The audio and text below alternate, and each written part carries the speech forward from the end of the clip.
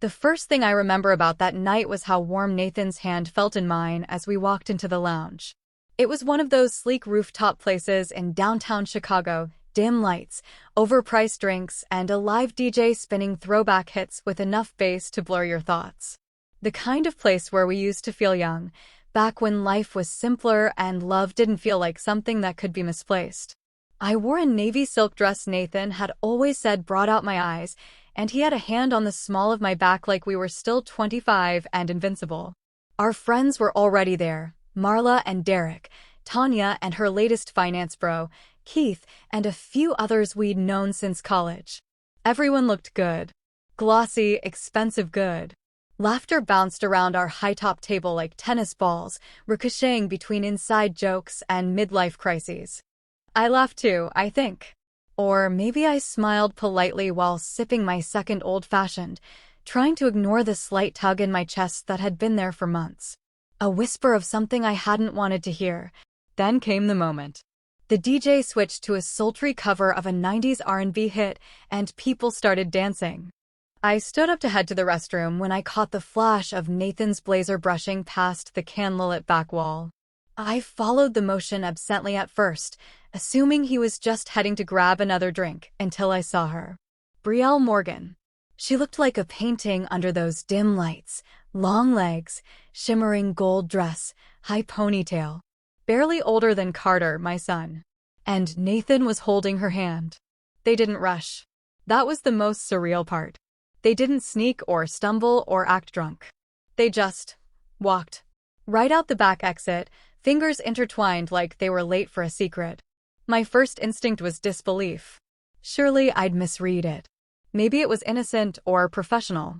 She was a singer, after all. He worked in marketing. They might have. But then I turned to our table. No one looked surprised. Derek shifted uncomfortably and took a long sip of his scotch. Marla looked down at her phone. Tanya smirked, eyes gleaming with something between amusement and pity. That one glance told me everything I hadn't wanted to know. They all knew. They'd all seen this before, maybe not this exact moment, but the signs, the history, the slow unraveling of fidelity into entertainment. The music kept playing. Someone at the bar laughed too loudly. A bottle popped open behind me and foam spilled over the rim. And I just stood there, frozen. It's strange how quickly your body reacts to betrayal.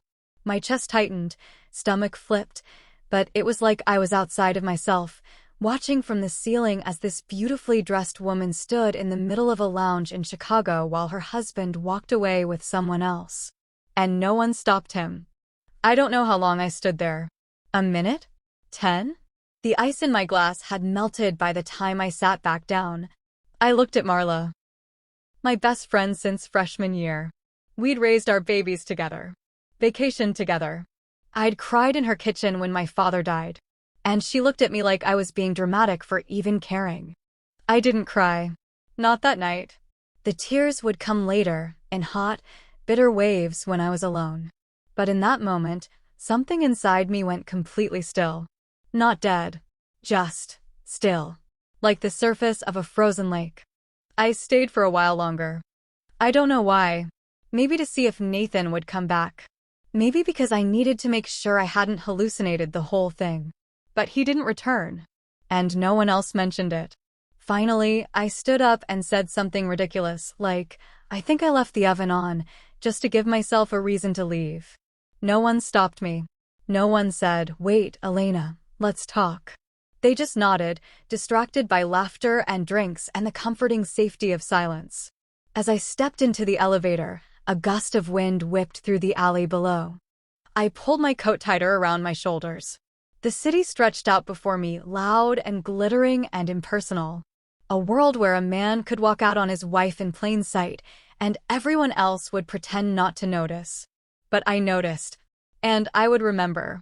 Because that was the night everything changed. The night my marriage died in public. The night I stopped making excuses. And the night I realized I was surrounded not by friends, but by witnesses who chose silence over loyalty. I didn't go home. Not yet. I had something else in mind. Something that felt a little bit like rebellion and a little bit like survival. And for the first time in years, I didn't feel like a wife. I felt like a woman on the edge of becoming something else entirely. I didn't feel my feet as they carried me down the hallway of that swanky Chicago lounge. I heard my heels clicking against the polished marble floors, but the sound was distant, like it belonged to someone else. I wasn't rushing. I wasn't crying. I wasn't even shaking. I was hollow, stripped bare. There was a kind of terrifying clarity in that emptiness, like someone had reached inside and flipped a switch I hadn't known existed. The music still thumped behind me, muffled now by the heavy double doors I'd just passed through. Laughter echoed faintly, the kind that should have been comforting, but instead felt like it belonged to another life entirely. A life I no longer belonged to. Not after tonight. I stopped walking only when I reached the small alcove by the elevators. There was a bench there. I sat down. For a minute, I just stared ahead at the reflection in the silver elevator doors. My own face stared back at me, makeup flawless, dress smooth, hair curled just right. I looked like someone who had it all together. A woman out on the town, enjoying a perfect night. But then, it happened. The laugh. It bubbled up without warning. A short, sharp exhale that twisted into something darker. My lips curled upward, not from humor, but from disbelief. I pressed a hand against my mouth, but the sound kept coming. It wasn't joyful. It was hollow. A dry, brittle kind of laugh that tasted like ash. I laughed at myself. At Nathan. At our friends. At the lies I'd swallowed for years just to keep the image intact. People passed by. A young couple glanced at me and whispered something to each other. I didn't care. Let them wonder. Let them stare. They didn't know I'd just watched my life snap like a twig in a quiet explosion of lipstick, candlelight, and betrayal. I reached into my clutch and pulled out my wedding ring. The gold band caught the dim light above me, and for a second, I remembered the day Nathan had slipped it onto my finger. We were kids, 23, broke, wide-eyed, convinced we were different. Convinced we'd beat the odds. I remembered the way he looked at me back then. Like I was a miracle. Funny how quickly miracles become expectations. Chores. Schedules. Silence. I turned the ring over in my fingers, then curled it into my palm. I stood up and walked back toward the lounge, not because I wanted to, but because I needed to do something final. Something small but sharp. I found Marla at the bar, sipping another overpriced martini. She spotted me and smiled cautiously, like she didn't know whether I was going to slap her or sob on her shoulder. Honestly, I didn't know either. I stopped in front of her. We stared at each other for a moment. "Elena," she started. I held up my hand. "Don't," I said softly. Then I took her hand, the same one she used to rock my daughter Leah to sleep with, and I placed my wedding ring in her palm. She stared at it. Her mouth opened slightly, but no sound came out. "You can give it back to him," I said, calm as a lake. "Or keep it. Doesn't matter." "Elena, wait." But I was already walking away. I didn't need to hear whatever excuse she was going to offer. Some rationalization, some, "you know how men are," or worse, "we didn't want to hurt you." I didn't need anyone else's version of my story tonight. I had seen it, felt it, and now I was rewriting it. I pushed through the front doors and stepped into the chill of the Chicago night. The wind was sharp but bracing, slicing through the fog in my head. It was as if the city itself had conspired to wake me up, to say, "This is the moment, Elena. This is where you choose." I stood there on the curb for a moment, unsure where to go. Home didn't feel like an option. That house? That shared bed? No, not tonight. Maybe not ever again. I flagged down a cab and slid into the back seat. "Where to?" the driver asked. I looked out the window for a long second before answering. Then it came to me, clear and crisp. "The Fairmont," I said. "North Columbus Drive. And take the scenic route." He nodded and pulled into traffic, the city blurring around me in streaks of gold and silver and midnight blue. I leaned back against the seat and closed my eyes, letting the night wash over me. I had left my marriage. Left the people who'd stood by and said nothing. I'd handed over the last symbol of a promise that had already been broken long before tonight. I didn't know what would come next. But I knew this, something inside me had snapped, not in a way that left me broken, but in a way that let the light in. Something fierce and quiet had taken root in that elevator alcove. And I would not be returning to who I was before. I had walked out of that lounge alone. But I was no longer afraid. The lobby of the Fairmont was bathed in soft amber light, the kind that made everything feel warm even when the air outside bit through your coat.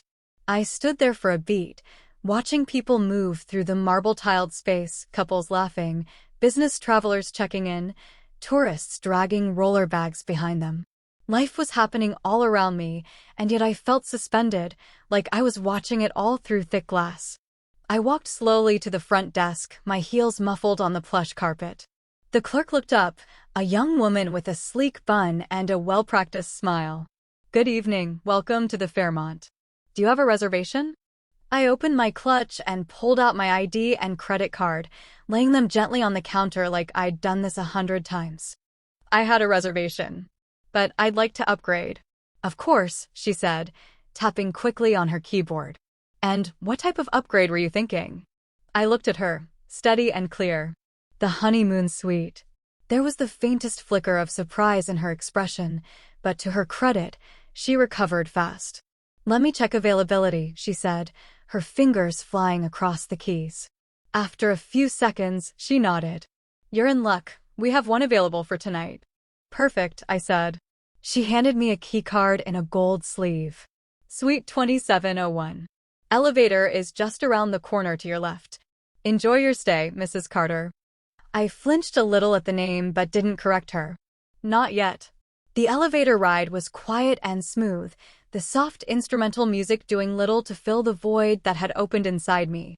When the doors opened on the 27th floor, I stepped into a long hallway lined with elegant light fixtures and thick carpeting. Suite 2701 was at the very end. I opened the door, and the moment I stepped inside, I knew I'd made the right decision. The suite was breathtaking. A sprawling living area with floor-to-ceiling windows that overlooked Lake Michigan.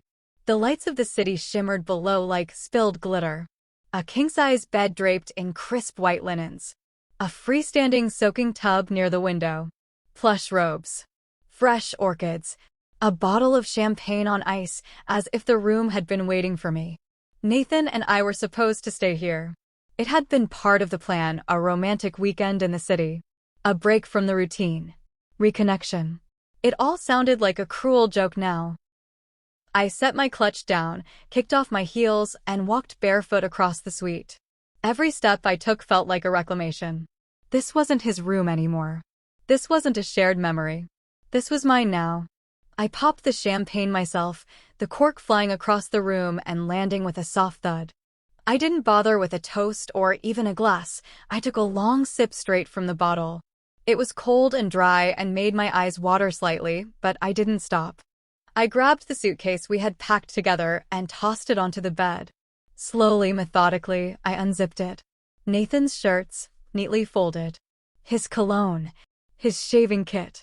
All of it landed in the trash can by the door. One by one, I erased him from this room.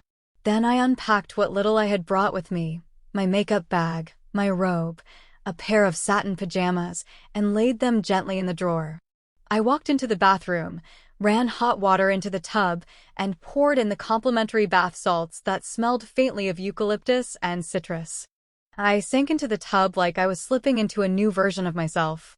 The city stretched out before me through the wide windows. I thought about my kids, Carter and Leah, safe at home, probably watching a movie or scrolling their phones. I thought about the woman I had been just a few hours ago, smiling politely, laughing at empty jokes, unaware of the storm that was seconds away from breaking open. And I thought about Nathan, where he was, what lies he might be telling himself to justify what he'd done. I didn't cry. Not even then. Instead, I let the silence cradle me. For the first time in a long time, there was no performance, no pretending. Just warm water, soft light, and a pulse in my chest that was still beating, even after everything.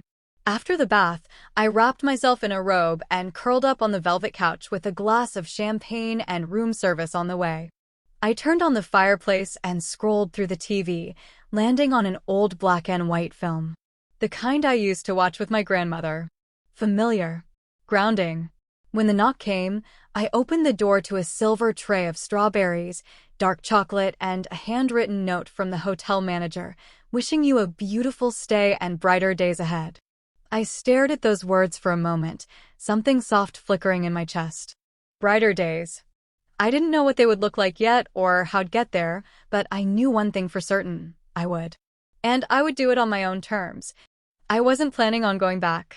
I'd told myself that part of the night was over, the part with the music and the betrayal and the smirking faces pretending nothing had happened. But as I sat curled in a robe by the fire in the suite, a strange restlessness crept in. It wasn't pain, exactly. It was energy. My heart was still thudding with something alive. I wanted movement. I wanted to feel the ground under me again, not just sit here soaking in the aftermath. So I changed. A black jumpsuit I had almost left at home. Gold heels. A swipe of eyeliner sharp enough to cut. I looked at myself in the mirror before heading out, not to admire, but to recognize. I didn't look like someone abandoned. I looked like someone deciding. The lounge was buzzing again by the time I returned. The music pulsed a little slower now, the DJ leaning into his late-night rhythm. People had loosened up. Jackets off. Ties untied. Hair let down. I wondered if they'd notice me. If they'd whisper. If Marla had told them what I did with the ring. But none of it mattered the moment I saw him. He was leaning against the bar with a drink in his hand, dressed in black jeans and a gray sweater, sleeves pushed up to his elbows. Not showy. Not loud. Just there. Present. His eyes scanned the room once before landing on mine, and then he smiled. Not the cocky grin of someone looking for an easy win. No, this was a soft, slow, real smile. The kind that asks, "Are you okay?" before you've even said a word. I wasn't sure why I walked over. Maybe it was instinct. Maybe curiosity. Maybe I was tired of holding my own heart like a ticking bomb. "Hey," he said, his voice warm, like fresh coffee and something sturdy. "Hi," I replied, sliding onto the bar stool beside him. "Isaac," he said, offering his hand. "Elena." We shook, his grip firm but not forceful. Gentle. Intentional. "You look like you just walked out of a movie," he said. I arched an eyebrow. "That a line?" He laughed, and it wasn't polished or rehearsed, it was surprised. "No," he said. "Just the truth." He didn't ask what I was doing there alone, and I didn't volunteer it. Instead, we talked. About nothing and everything. He told me he was a med student, late bloomer, changed careers in his 20s after deciding finance didn't make him feel anything. He lived a few blocks away, spent most of his free time at the hospital or nose-deep in anatomy textbooks. And yet, here he was, alive, vibrant, funny. There was a quiet steadiness to him, like he didn't need to prove anything. And he listened. Really listened. When I made a joke about the overpriced drinks, he actually laughed. When I said I wasn't sure if I wanted to dance or smash a glass, he didn't flinch. Instead, he said, "Well, if you dance, I'll join you. If you smash a glass, I'll pretend it was my fault." That made me laugh. A real one, this time. The first in what felt like forever. Eventually, he held out his hand. "Dance?" I hesitated, but only for a moment. Then I slipped my hand into his, and he led me to the floor. The song was mellow, the kind that moved like water, and we swayed together like we'd done it before. There was no pressure. No heat of expectation.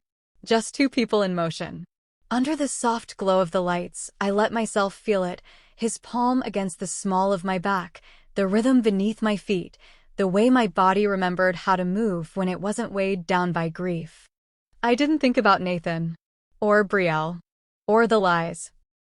I thought about this moment, right now, and how it felt like something new cracking through the ash. We danced through 3 songs. Maybe 4. At some point, I leaned into him just a little, my head near his shoulder, and he didn't pull away. He just held me like I was allowed to be held.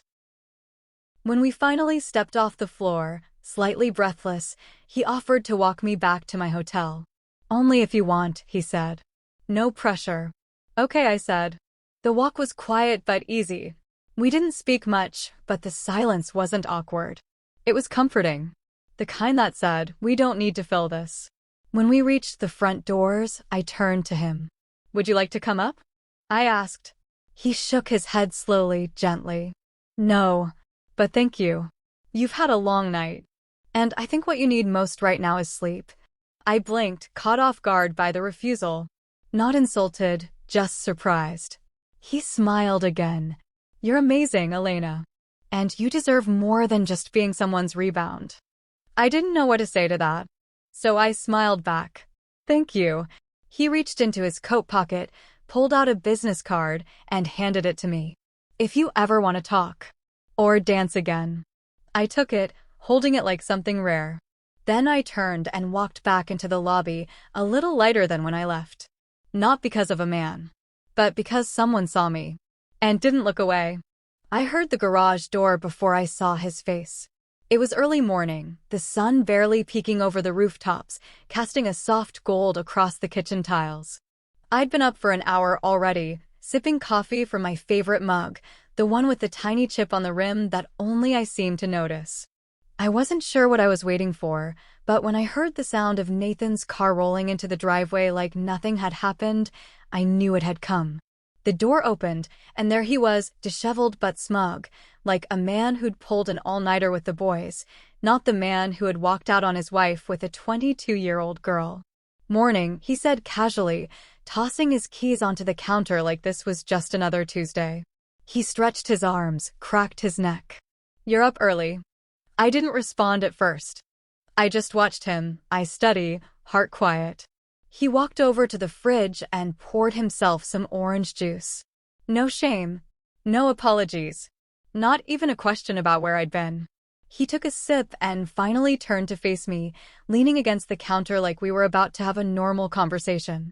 So, about last night, he started, and I nearly laughed. That's how he was going to open this?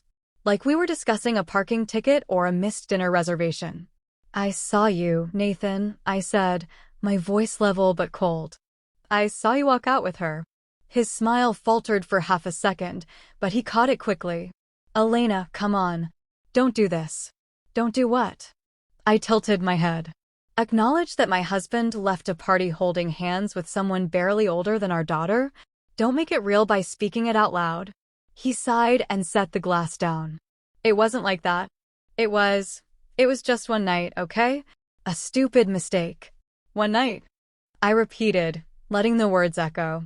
So I guess the other nights don't count? He froze. There it was. The silence that told me I'd hit a nerve. I didn't have hard proof beyond what I saw, but I knew. I knew by the way he hesitated. By the way his eyes darted to the side for just a second too long. Nathan wasn't the kind of man who could keep his lies clean. You think I haven't noticed? I continued. The late meetings? The new cologne? The way you stopped looking at me like I mattered. He rubbed the back of his neck. Elena, please, you're blowing this way out of proportion. Am I? I asked, folding my arms across my chest. You think I didn't see the way our friends looked at me when you left with her? They weren't shocked. They weren't confused. They knew, Nathan. They've probably known for months. His face twisted into something ugly, defensive, and wounded. I've been under a lot of pressure, okay? Work's been a nightmare. And we haven't exactly been close lately. I let out a slow, steady breath. You're right. We haven't been close. Because I've been the one holding everything together while you've been playing midlife crisis with girls half your age. That's not fair. No, I said. What's not fair is me raising our children, supporting your career, smiling at dinners, covering your absences, and still waking up every day trying to love someone who gave up on us a long time ago. He stepped forward slightly, his voice softening. We can fix this.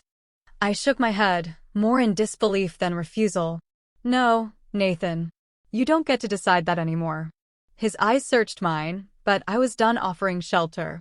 There was a wall now, built stone by stone through every lie, every dismissed concern. Every night he came home late without explanation.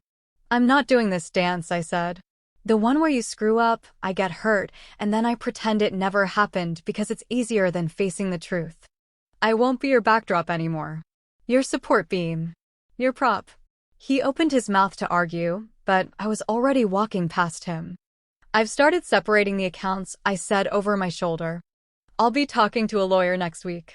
And just so we're clear, this isn't about punishing you. It's about protecting myself from becoming someone I don't recognize. Elena, come on, think about the kids. I am, I said, turning to face him one last time. They deserve to see what self-respect looks like. I didn't slam the door. I didn't scream. I just left him standing there in the kitchen, clutching his glass of orange juice like a lifeline. And for the first time in years, I didn't feel like the one left behind. I felt like someone stepping forward. The first thing I did was measure the living room. Tape in one hand, notebook in the other, I marked off every inch of the space where our children once played and where I had once imagined our forever. The fireplace would be the divider. One side for him. One side for me. It wasn't revenge. It was survival. I needed structure, boundaries, a new blueprint for my life. And I would build it with my own hands if I had to. I'd spent most of my adult life designing other people's spaces, clients who needed vision and clarity in chaos. And now, standing in my own suburban home, I realized it was time to use those skills on something far more personal. My marriage had crumbled, but the house didn't have to. I wouldn't leave my kids, my memories, or my identity behind just because he couldn't hold his vows. When I told Nathan what I was doing, he blinked at me like I'd spoken in another language. You're turning our house into a duplex? He asked, sitting at the kitchen table with a look of half-amused confusion. Our house is now 2 houses, I replied simply. 2 front doors. 2 kitchens. 2 lives. Elena, be serious.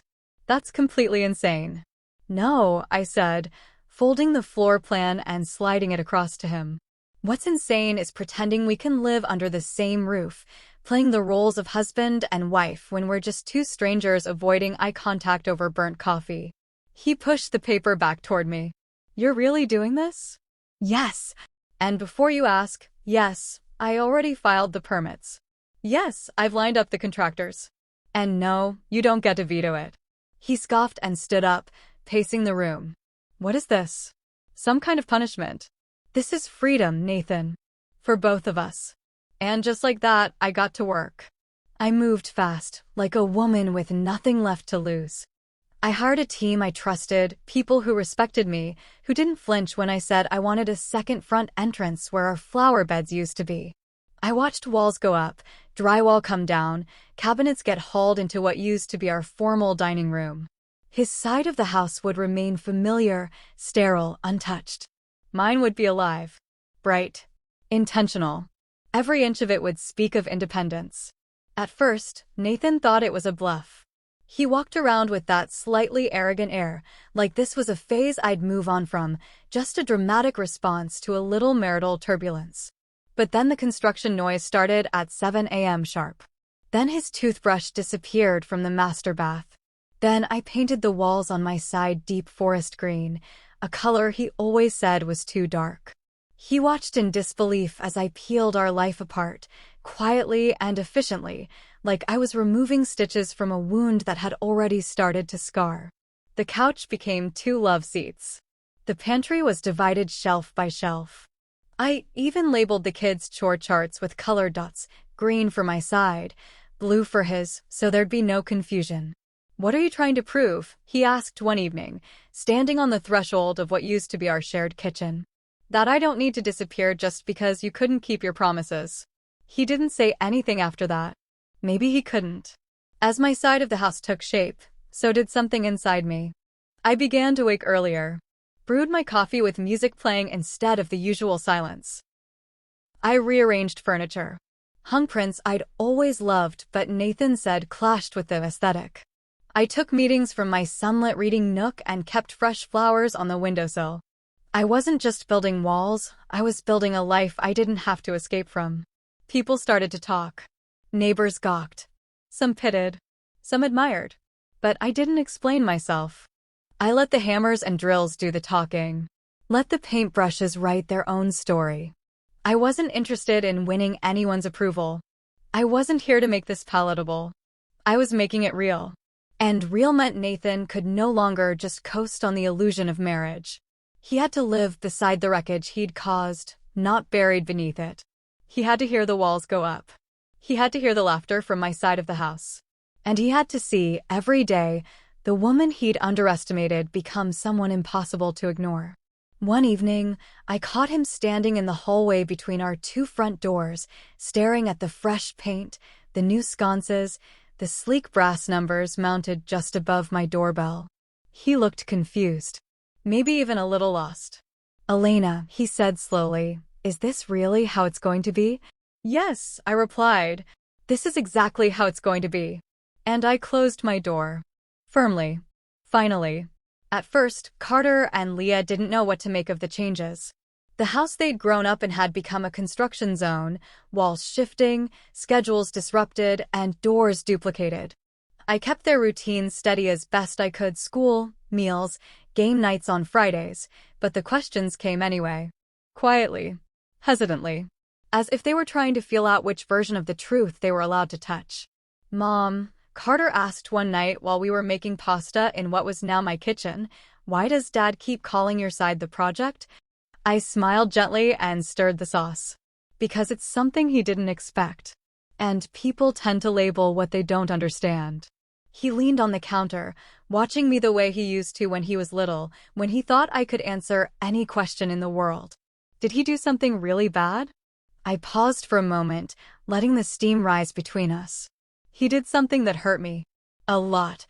And now I'm choosing to live in a way that doesn't keep me in that pain. Carter nodded, slower than usual. Then he asked, "Are you okay?" I turned to him and cupped his cheek. "I will be. I promise." Leah was different. She didn't ask questions. She observed. She'd linger in doorways, hovering between our two sides of the house like a ghost trying to pick the right world to haunt. But over time, she started drifting into my spaces, doing homework on my couch, scrolling her phone at my breakfast bar, even asking to help paint the trim in the new guest room. "You know," she said one afternoon while dipping a brush into sky blue paint, "Dad said you're being dramatic." I kept my eyes on the wall. "Did he?" "Yeah. He said you're trying to punish him." I set the brush down and looked at her. "Do I seem angry to you?" "No," she admitted. "You seem calm. And kind of strong. Like when you helped me do that science project I hated." That made me laugh softly. "Good. That's what I want you to remember." One by one, they started defaulting to my side of the house. Not because I bribed or coaxed. I didn't badmouth their father. I simply lived truthfully. Authentically. And they felt it. Kids can always feel it when something is real. Nathan noticed. He started making more of an effort. Movie nights on his side. Pancakes on weekends. He even tried gardening with Leah, though she came back inside 20 minutes later complaining that he wouldn't stop checking his phone. I didn't say a word. I didn't need to. Their experiences were shaping the picture on their own. Isaac began showing up more often, too. Never announced, never pushing. Just there when it counted. Helping Carter carry in groceries. Teaching Leah how to change a flat tire. Fixing the faucet that Nathan had sworn he'd get to last month. He never overstepped, never tried to be a parent, but his presence became steady. Natural. One Sunday, while we were all cooking dinner, me, the kids, and Isaac, Carter blurted out, "Isaac, are you gonna marry our mom?" I nearly dropped a pan. Isaac chuckled, completely unfazed. "I think your mom is more than capable of deciding that." Leah smirked. "Well, if you do, we won't be mad." They both looked at me then, eyes filled with something I hadn't seen in a long time: trust. Not the kind rooted in obligation, but the kind you earn by being brave even when it's hard. After dinner, when the kids went to bed, Isaac and I sat on the porch swing.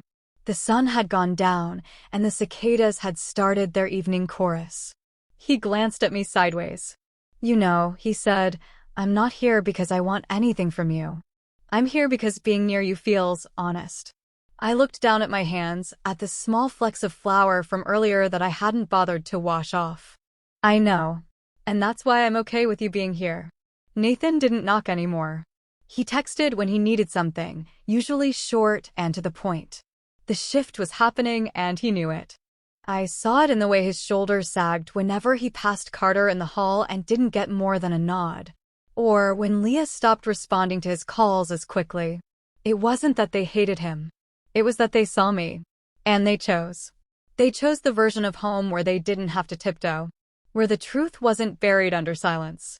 Where someone showed up, not to fix things, but to hold the pieces with care. By the end of that week, Carter's sneakers lived permanently on my side of the house. Leah moved her desk in. I didn't celebrate or gloat. I just smiled quietly and added 2 more pillows to the living room couch. And when I tucked them in that night, I whispered what I needed them to hear.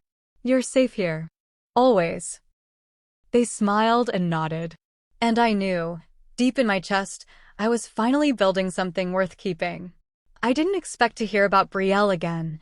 Not from Nathan, not from our friend group, not from anyone.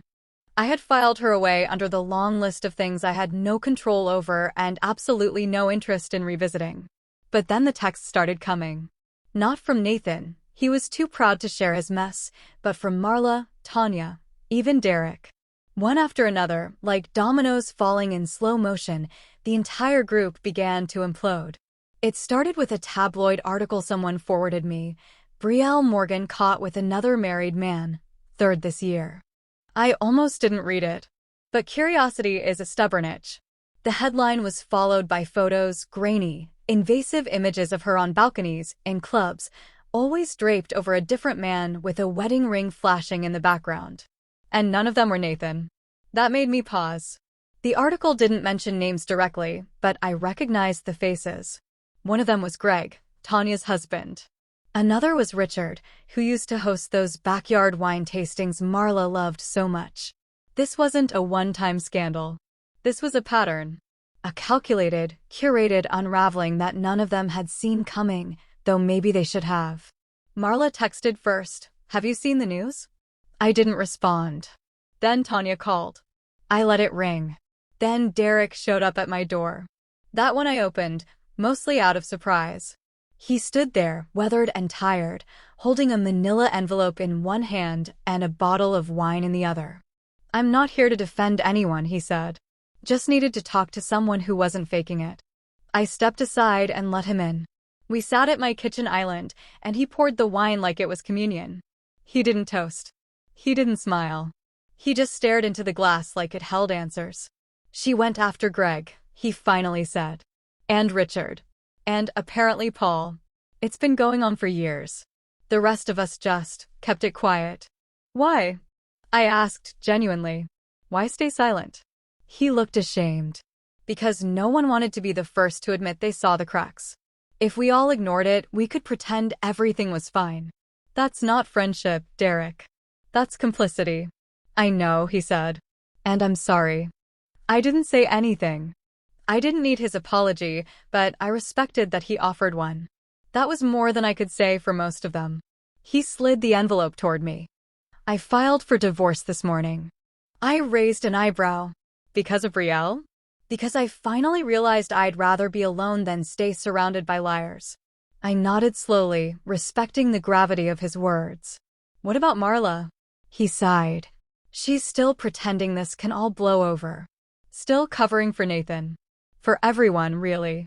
She doesn't want to face how long she's been complicit." I thought about that for a long moment.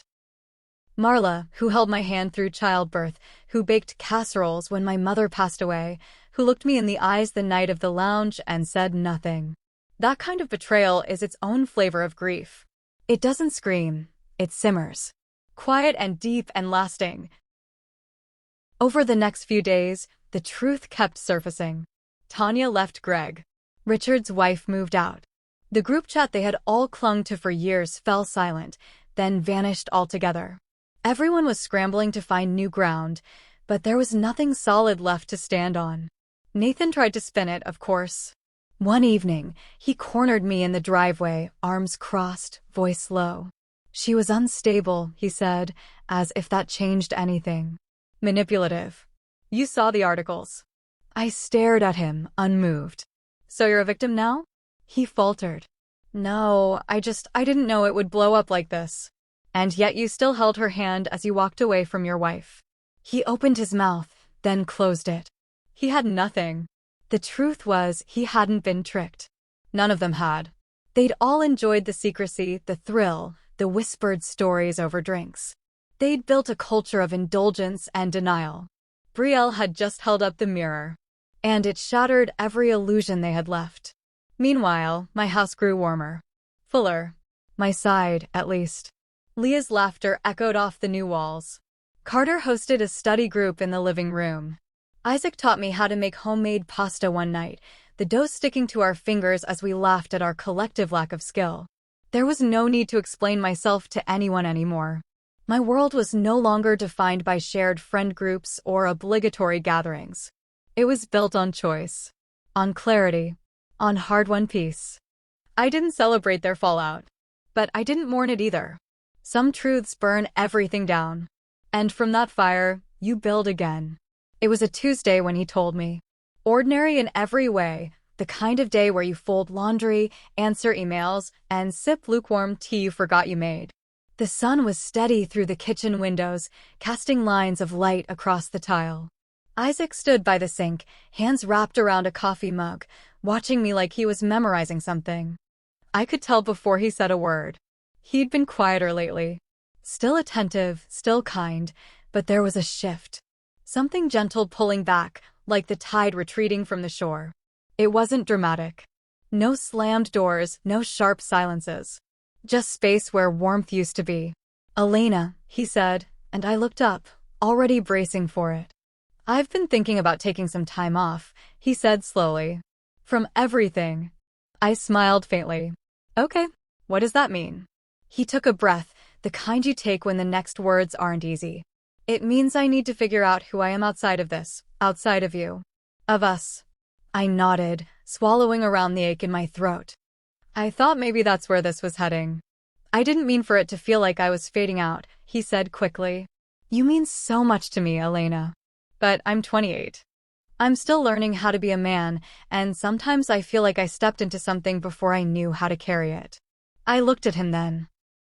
Not as the boyish med student I'd danced with that night at the lounge, but as the man who had sat beside me through quiet mornings, difficult conversations, and moments where my world was still raw.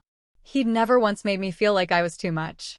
He'd been a mirror, showing me my strength when I couldn't see it myself. And I believed him now, too. He wasn't leaving because of weakness or fear. He was leaving because he knew the value of being honest, even when it hurts. I walked over and took the mug from his hand, setting it gently on the counter. "Thank you," I said.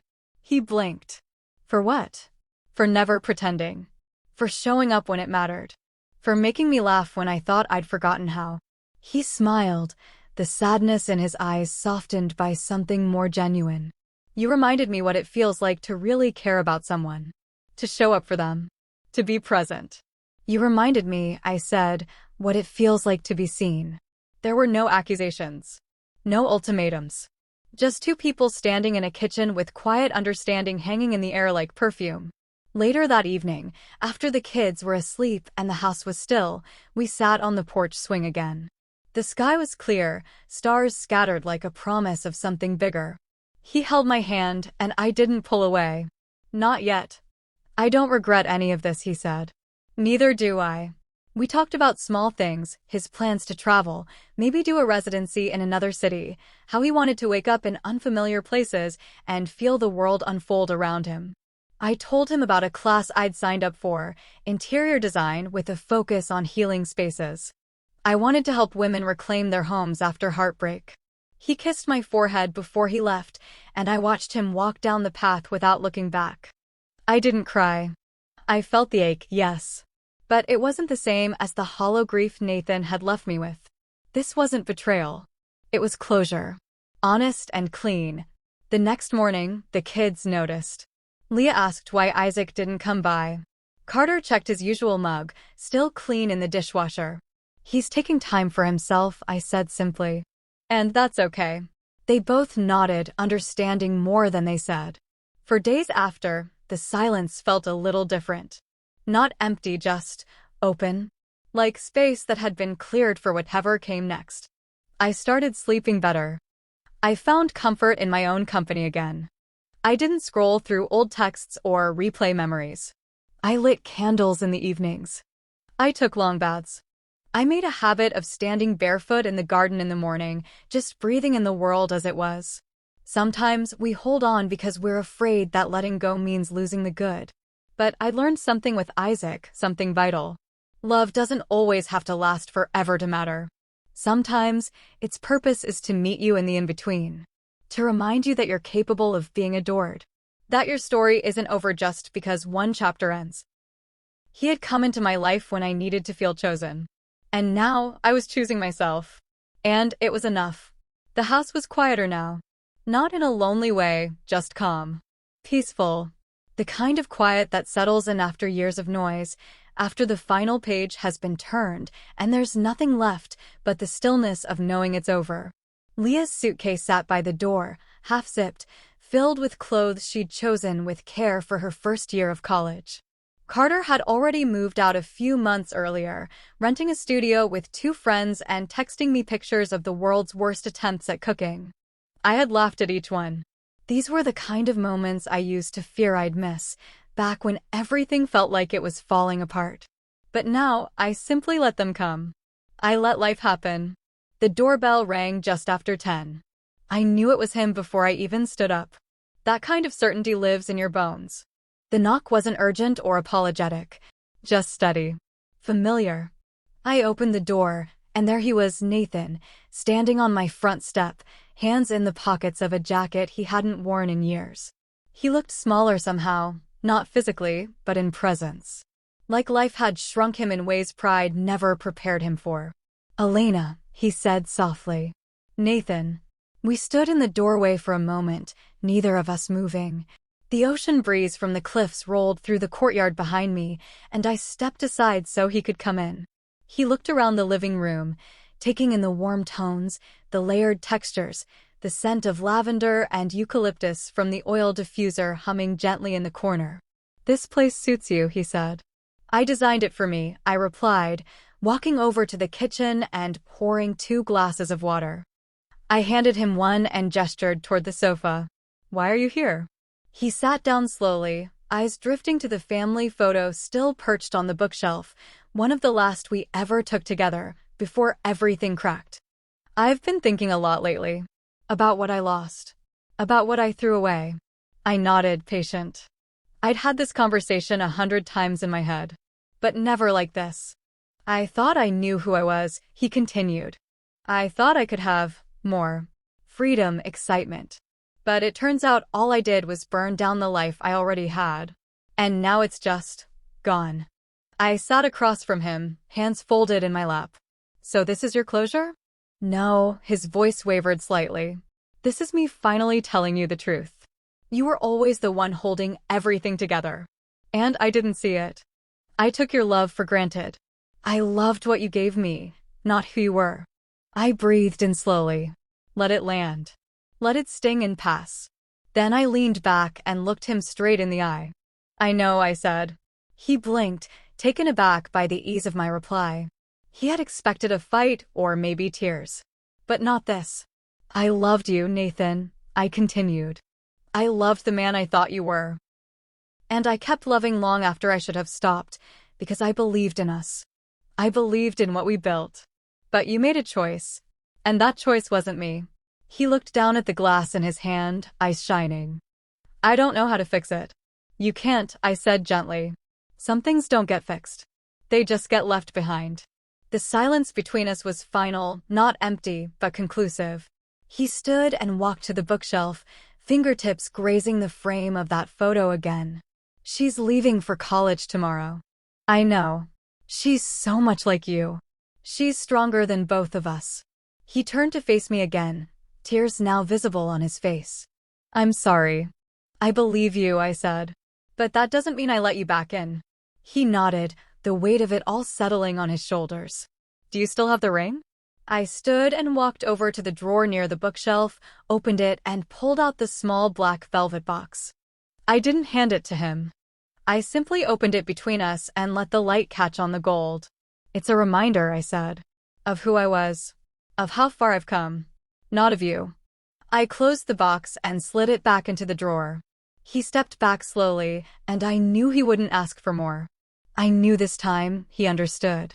I walked him to the door, opened it, and stood with him beneath the warm Santa Barbara sky. He glanced back one last time, searching for something he didn't say aloud. I gave him a small nod, and he turned and left. The moment the door closed, my dog padded out from the bedroom, tail wagging. I knelt to pet her, letting her warmth soak into my hands. My phone buzzed on the counter. A message from Leah. "Thanks for teaching me what real strength looks like." I pressed a hand to my chest and smiled. Not a performance. Not a mask. Just real, quiet joy. Outside, the waves rolled in. Inside, I was free.